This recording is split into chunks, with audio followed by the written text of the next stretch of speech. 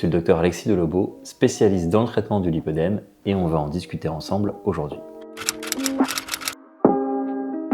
Le lipœdème va apparaître dans les transitions hormonales, à la puberté, à la ménopause, au moment de la grossesse et parfois dans des cas de stimulation hormonale artificielle. Ces périodes vont modifier la distribution de la graisse et agir comme un stimulant pour le lipœdème. Ce n'est pas progressif par hasard. C'est une maladie qui va être en expansion quasiment constante et un petit peu liée au rythme de vos variations hormonales. Le timing va être un indice diagnostique fort, c'est quelque chose que l'on va rechercher à l'interrogatoire. On va vous demander si à la puberté, à l'adolescence ou pendant les grossesses, il y a eu un déclenchement ou une aggravation du lipœdème déjà existant.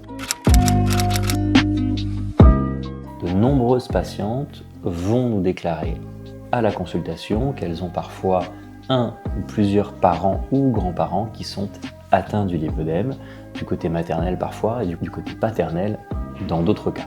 Les mères, les filles, les sœurs sont souvent concernées par cette maladie. Et ceci va expliquer l'apparition précoce à la puberté. C'est un terrain biologique, c'est-à-dire que c'est quelque chose qui va être transmis dans votre patrimoine génétique. Et donc questionner autour de vous, dans votre famille, la génétique n'est pas encore totalement élucidée. Il y a encore beaucoup d'études en cours sur le lipœdème.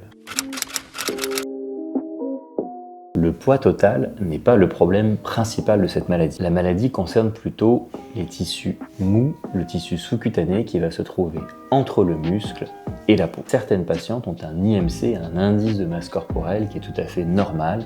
Elles ne sont pas en surpoids, elles sont sportives, elles n'ont pas de problème de graisse excédentaire. Le contraste entre le haut et le bas est parfois extrême, avec un haut du corps qui est extrêmement fin, un buste qui est très mince, parfois maigre, et puis au niveau de la taille, on commence à avoir d'importants excédents graisseux. Cela prouve qu'il ne s'agit pas d'une question de volonté, et ça corrèle, ça fait le parallèle avec la résistance de lipœdème à tous les régimes stricts.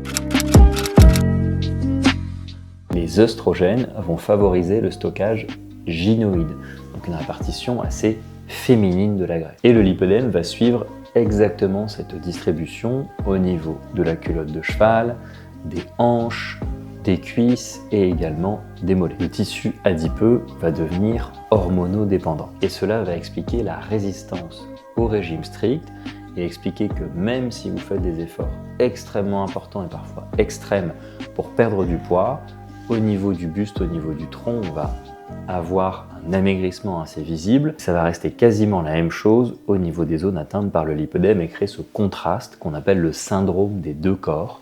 Un corps assez fin en haut et puis un corps un peu plus volumineux en bas au niveau des membres inférieurs.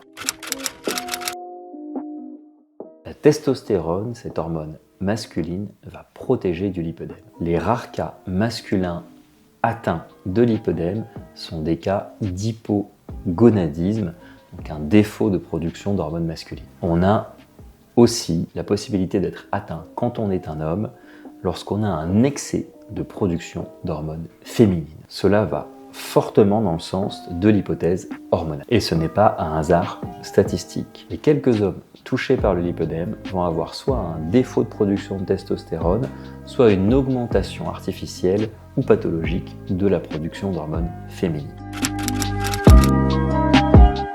Alors il y a des choses que la science ignore encore dans le lipœdème.